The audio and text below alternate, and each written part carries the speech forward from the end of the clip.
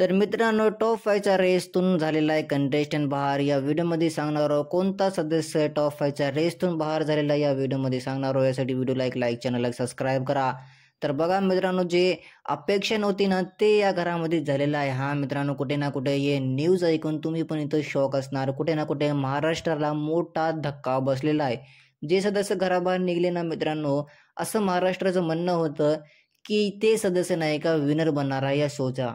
तर तुम्हाला मी सांगू, बिग बॉस मराठी सीझन 5च्या ग्रँड फिनालेतून टॉप 5तून जे बाहेर निघले त्याचं नाव आहे अंकिता वलावकर.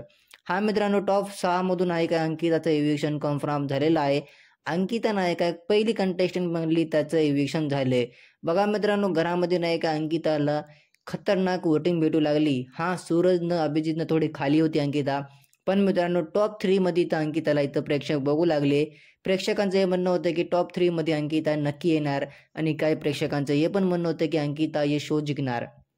तर बघा मित्रांनो, घरामध्ये जे न्यूज समोर येते ना आता बाहेर, यांचं तर हे म्हणणं आहे की अंकिता वलावकर ही नाही का घरातून बाहेर आलेली आहे, म्हणजे घरातच राहणार. बस ते नाही का आपल्या हाऊसच्या बाहेर येऊन बाकी सदस्यासंग बसणार जे पहिले घराच्या बाहेर गेले ते.